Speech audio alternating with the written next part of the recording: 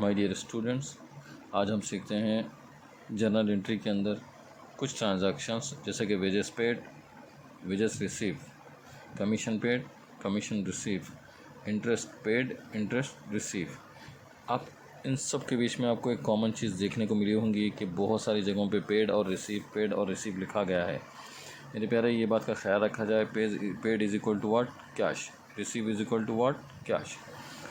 किसी भी बिज़नेस में अगर हम किसी से कुछ सर्विस या कुछ ट्रांजैक्शन करते हैं तो इन रिटर्न हम उन्हें सिर्फ़ और सिर्फ कैश ही दे सकते हैं। ना कभी ऐसा हो सकता है कि ना हम उन्हें खाना दे सकते हैं, ना पानी, ना कपड़ा। इन रिटर्न में हमें सिर्फ एक ही चीज़ देनी पड़ती है, वह है कैश। फॉर एग्ज़ाम्पल यहाँ पर देखिए, वेजेस पेड, वेजेस पे किया गया है इज़ इक्वल टू व्हाट? आपको सिर्फ देखना ये है कि पैसे गए और पैसे आए। पेड मतलब जाना, रिसीव मतलब आना। सिर्फ 2 लाइन के अंदर आप ये काम आसानी सीख सकते हैं। जैसा कि फॉर एग्ज़ाम्पल यहाँ पर देखने को मिलता है, वेजेस पेड। आपको पता है paid is equal to what? जाना। Paid is equal to what? जाना। Receive is equal to what? आना। और ये दोनों बातें भी क्या हैं? पैसे आए और पैसे गए। ठीक है प्यारे, तो यहाँ पर सीखते हैं वेजेस पेड, पैसे गए।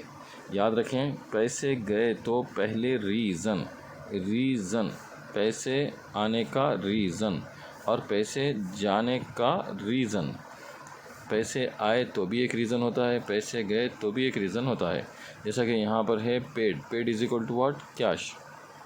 कभी भी याद रखें, paid is equal to what? Cash. Receive is equal to what? Cash. Wages ये है हमारा रीज़न। क्या है ये हमारा रीज़न? अब इस बात का ख्याल रखा जाए, अगर पैसे गए तो पहले रीज़न, बाद में कैश। हमें जर्नल एंट्री में सिर्फ 2 लाइन के ऊपर ज़्यादा काम होता है। फॉर एग्ज़ाम्पल यहाँ पर लिखेंगे wages account debtor to cash account.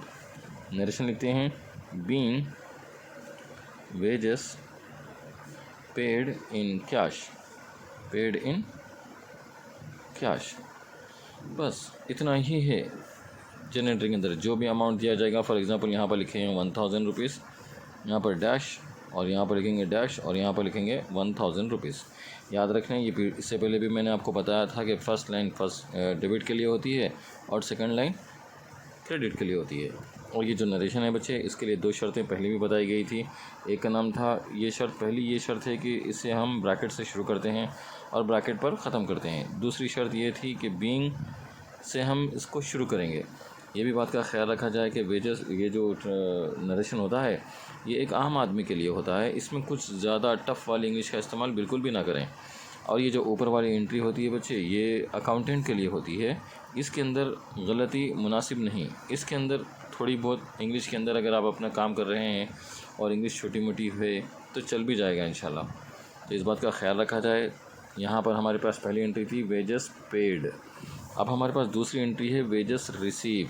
आपको ये देखने को मिला होगा कि यहाँ पर पैसे आए, पैसे आते ही पहला रीज़न रहेगा बच्चे, पहली चीज़ रहेंगी cash account data to wages account. आपको एक देखने को चीज़ मिली होंगी, पैसे गए तो पहले रीज़न, बाद में कैश। पैसे आते ही पहले कैश, बाद में रीज़न। बस इतना ही है जर्नल एंट्री के अंदर। अगर आप ये समझ गए कि पैसे आना और पैसे जाना, बस आप आराम से काम सीख जा सकते। जैसा फॉर एग्ज़ाम्पल यहाँ पर और एक एंट्री ट्रांजैक्शन है, कमीशन पेड, पैसे गए। अब आप ही चेक कर लीजिए, पैसे गए तो पहले रीज़न, यहाँ लिखेंगे बच्चे कमीशन। क्या लिखेंगे पहले? Commission account debtor to cash account. इसी के साथ दूसरी एंट्री है कमीशन रिसीव। अब आपको देखने को मिल गया होगा कि पैसे आए बोल के बता रहा है ये। पैसे आते ही पहला काम cash account debtor to commission account. आपको ये देखने को मिला होगा कि ये दोनों चीज़ें नीचे ऊपर हो रही हैं। तो वो किस वजह से हो रही हैं? पैसे गए तो पहले रीज़न, किस वजह से पैसे गए, बाद में कैश। पैसे आते पहले कैश, बाद में रीज़न। उम्मीद कि ये जर्नल एंट्री के अंदर बाकी के ट्रांजैक्शन आप ट्राई करके देखिए। अगर नहीं हो रहा है तो बिल्कुल कमेंट करिए, इंशाल्लाह I will reply you as soon as possible.